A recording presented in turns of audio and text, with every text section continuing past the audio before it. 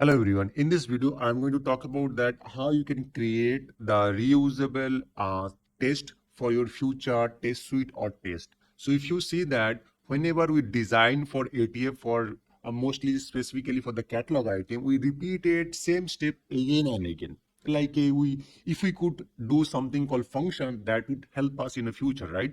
So using that reusable steps, actually we can create these things.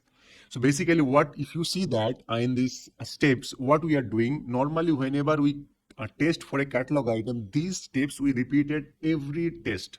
Like first we create a manager, we create a user, we create a approver, we create a fulfiller, we put some assignment group to the fulfiller, and then we finally open the catalog item. So these steps we keep repeating for all our each steps. Instead of that, if we can create some function or some reusable component that we can use again and again, that will be very grateful for us, right? So similar things we can do through our ATF also. It will be work like our normal function. So for that, what we can do that we can go to this automated test here. Here you can see that one of the thing called reusable test. You can go to this reusable test and then create that. Okay, so you can create a reusable test here. Okay, now here you can put some reusable name. So let's say that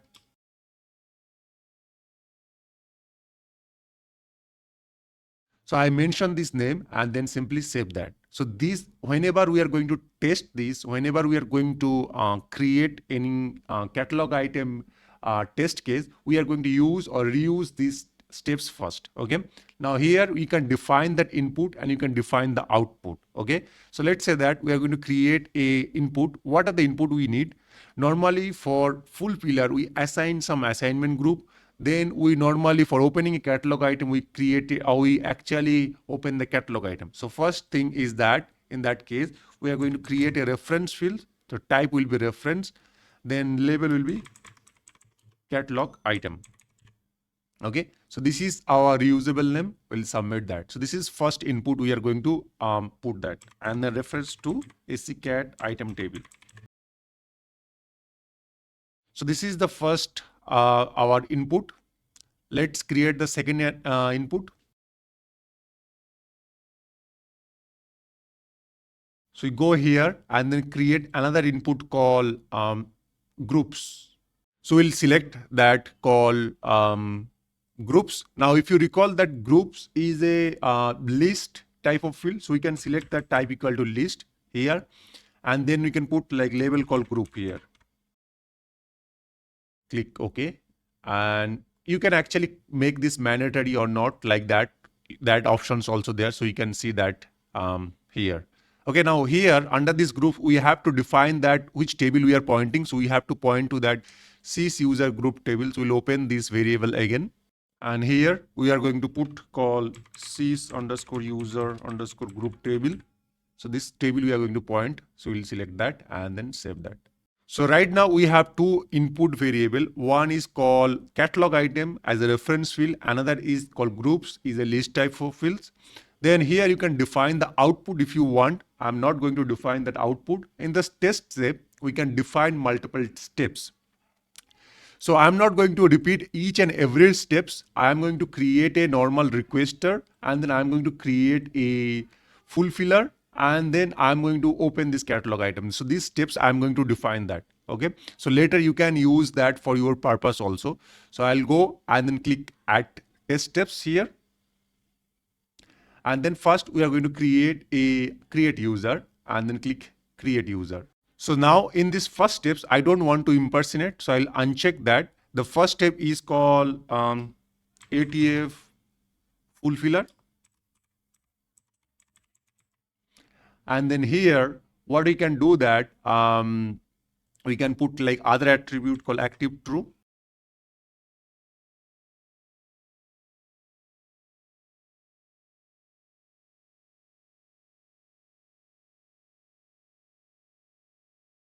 And then under these groups, we can actually go and then pick from that our reusable input, and then we can select from the groups and then submit that.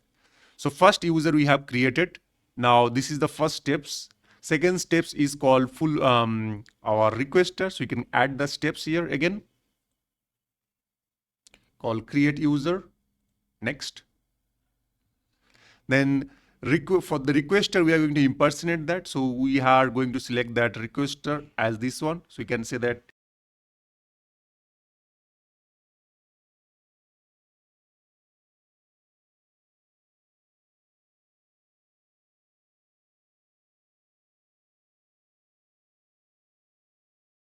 so I put other attribute of the user, and then I'm going to select that as impersonate. So this user, I want to impersonate that. In between, you can create that manager, you can create that other steps. As I mentioned that approver user, I'm not doing all these steps. Now I can go and then click add test steps again. And then as a third step, we can say that let's open that catalog item into the portal. So we'll say that open catalog item into the SP. Okay, and then we can select that our SP record here. So we are going to select the catalog item. Okay, now what should be the catalog item? So we can select that catalog item should become from the reusable inputs, and then catalog item from here, it should be came up, then submit that. So these reusable, you can say that reusable things are created, right? Now you can add this reusable test into our actual test. So you can go here, create a new test for any of this catalog item. Let's say that you want to create a test for iPhone or something, any of these catalog items. Okay, so I'll say that demo catalog item. I can do that and then save that. Okay. In this case, I don't want to add all these steps again and again, so that I can reuse this, right? I can call these steps here. To call these steps, what you have to do, you can click this add test steps. And then here you can search call catalog item reusable. That step name you need to just pass that here. You can just copy that and then search here. Okay. And then click next. Once you open that, you can see that it asking for the groups as a mandatory. So let's say that I want to put the groups name called database. So I'll select the database, and then catalog item, I want to select any of this catalog item. So let's say that in these groups, I'm going to put called database. So as you can see that I have marked that mandatory during that creation of the variables. That's the reason it is mandatory. And in this catalog item, I'm saying that let's assume that call, what do we have? iPhone. Okay, and then submit that. So these will act as a steps. You can see that these whole steps will be added. As you can see that execute test. So it is added here. And then later I can do anything like setting the variables, doing order that catalog item, all these things we can do that. So what will be happen? It will be reduced. It will reduce actually your steps. And in case any failure happens to these steps, you can go and update directly here so that it affect all your test actually. So you can run the test. What will be happen? Creation of that, everything will be happen, like creation of the user, and then opening the catalog item, assigning the groups, everything will be done through this reusable. So using that reusable test, actually you can, call one test again and again whenever it is needed. So as you can see that it opened that catalog item, it was trying to open the catalog item through this ATF requester, and it's opened that catalog item. Although there are some security reason or the role issues, because of that it doesn't open, but you can see that the reusable test actually works, or reusable steps actually works, and impersonate that ATF requester and try to open the iPhone 6.